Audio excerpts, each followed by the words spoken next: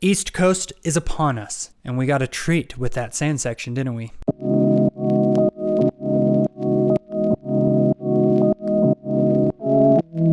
All right, welcome back, everybody. Round 7 of the Supercross Championship, the 2020 season. First East Coast round, and it was in Tampa, Florida. So first thing I wanted to talk about is the track and how it probably affected everybody's bike setup. They didn't talk about this once on the broadcast, and I was kind of disappointed that they didn't. I thought Ricky would maybe say something about it. But with the track being so slick and the really long sand section, I'm guessing these guys had a different setup than normal. I'm guessing they ran a softer setup. It kind of showed with how many dudes crashed in the whoops. Practice everything. It seemed like there was a lot of guys crashing in the whoops, and I wonder if that had something to do with a softer suspension setup. That, and they were super slick. They got really chewed up. They weren't that big. I don't know. I just really wonder if a softer setup was a reason why some dudes had problems in the whoops. So let's get into the 250s. We got a bunch of new riders.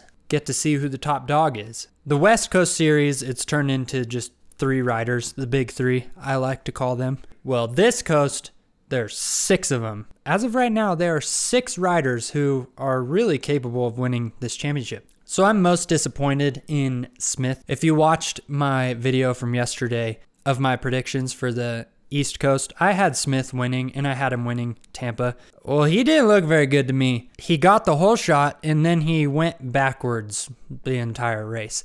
And I wonder if it has something to do with his bike setup, because as we know, Roczen said that he went into Anaheim 1 with a really stiff setup for safety reasons, just because it's the first round and he doesn't want something stupid to happen because he has too soft of a setup. Well, I'm wondering if the same thing happened with Smith, is he went into this round with a really stiff setup, and then, like I said earlier, the stiff setup just didn't work for this track. He went backwards really fast because his bike just wasn't working very good. I don't know.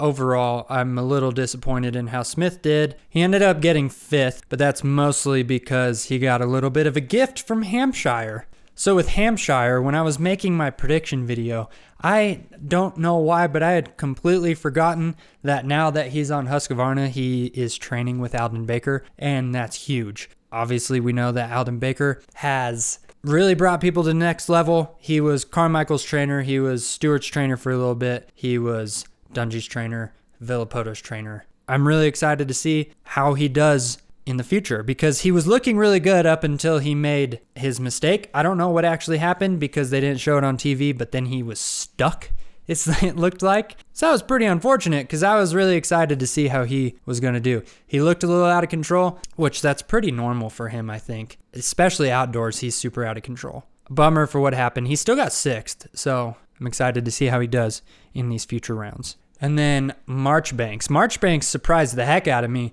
I kind of wrote him off in my prediction video, saying that he wasn't even going to get top 5 in the championship. He looked good to me. His riding style to me is still terrible. I know a lot of people have talked about it, so I'm not going to talk too much about it. But it didn't seem to hamper him at all. He didn't seem sketchy. He just looked fast. So he improved, I think, over this offseason, and ended up with him getting 4th. And Jeremy Martin, he also surprised me a lot. In my prediction video, I said he might be a little gun shy coming into this race because he's had such a long layoff. I know he did off-season races, but it's just not the same as Supercross, I don't think. And then he came in and was the fastest qualifier. Really surprised the heck out of me. And then he got a really good start, and I was excited to see how he would do. And he ended up doing really good. He battled with Sexton for a while, the defending champion. Didn't look too bad in the process. I think they said that he hasn't made it out to Colorado yet to train with Eli because it's too cold. I live in Colorado, and it's way too cold to ride. There's snow everywhere. I don't know what it's like in Cortez because that's pretty much New Mexico. That's a way different part of Colorado than where I'm from. But where I'm from in Colorado, it's pretty much impossible to ride right now and get good seat time. But once he does make it out to Colorado, I think he could be a whole nother animal once he gets that natural blood doping going, which I don't know about that for motocross, because it seems to me that with more red blood cells in your blood, it's going to thicken up your blood. And for me, it almost seems like I get worse arm pump because I have more red blood cells, and it's just thicker blood that goes into my arms that can't get out. Could be totally wrong. Martin and Tomac obviously don't get arm pump like I do. What I'm saying could be completely wrong. But that's how I feel living in Colorado. This natural blood doping might not be the best thing for motocross, but I don't know. We'll see once Martin gets to Colorado. And then second place was Sexton. This is pretty much right where I thought he was going to be. I have him second in my prediction for the championship. He looked good and he even had the fastest lap, barely. But he did have the fastest lap of the race. Like I said, he did battle with Martin a little bit, who I thought he was going to be much faster than. But I think that's Martin stepping it up and not Sexton being too slow. Like I said, I expected him to be in second, but the person that I had winning was not who I thought it was going to be. And that person is McElrath. So the whole time that he was out there, I kept thinking that it was Ferrandis. I know maybe it's because West Coast just got done. They're almost the same number. But to me, it was their riding style. He looked pretty aggressive like Ferrandis was, and I don't feel like that's something that McElrath was normally like. I don't ever remember him being the aggressive guy. I remember him being really smooth, calculated, and fast that way. Now he looks like a brand new person, and I wonder if it has something to do with him training with Garrett Swanepoel, because Swanepoel's a pretty gnarly dude and will really push him, but I actually don't think it's that. I think it's what he said on the podium, that it's time for him to grow up and quit messing around. I don't know about you guys, but that kind of got to me, especially with him getting emotional about it. I think that anybody, including myself, can improve their life by just putting their head down and quit messing around. Just put in the work. I think that he did put in the work. Mentally, he seems like he went through a really rough year. I don't know what was going on with him, but he seems to have gone through that rough year and come out the other side a much stronger person. And for him, with him being mentally stronger, could be exactly what he needs to be a championship guy. He's always had the speed, but maybe mentally he just wasn't quite there. With his skill, with his speed, and with that mentality change, he could be unbeatable this year. We'll have to see. But I'm calling it now. He's going to dominate this championship. The way he was talking about himself, I think he already feels that he's the champion. That's going to take him places. And those places are going to be the top of the podium. The rest of the field needs to catch up because he pretty much dominated them. And if they want to kill his confidence, they got to step it up next week. I don't know. Maybe they can, maybe they can't. But I'm excited to see where this 250 East goes from here, because it could get interesting, or it could just be McElrath killing everybody. Okay, now 450s. If you're not Tomac, you had an eventful race. Or Webb, I think. Pretty much everybody else had something going on, and it's almost too much to talk about, especially at the end of the moto. It was getting a little out of control, it seemed. So first off, Osborne and Anderson, a few corners into the race, they might have taken each other out. It looked like Osborne fell, and Anderson was right with him, and I wonder if Anderson hit him. They didn't show any replay, you couldn't see it, but Anderson was nowhere to be found after that corner. So I'm guessing that they both fell. And Anderson was catching up and making a lot of passes. He passed Stewart, and then Stewart put him off the track, it looked like, in the last corner, and ended up in 10th. And then Osborne didn't do much and ended up 11th. Like I said, Anderson, I think, has the speed to be up front, but his starts and his first laps just are not helping him at all. And then Osborne, I don't even know what to say about him. He's having a rough year so far. And then Malcolm, he did exactly what James wanted him to do. He got out front and he was battling with those top dudes for just a little bit. Then he couldn't quite handle the pace. And then the last quarter of the race, he started going back quickly. Arm pump, fatigue, who knows? The end of the race definitely wasn't his best, but he still got 7th at the end of the moto, which for him is a good position, I think. But he can be top 5 for sure. Wilson, finally, I think he's starting to find himself after his hip injury.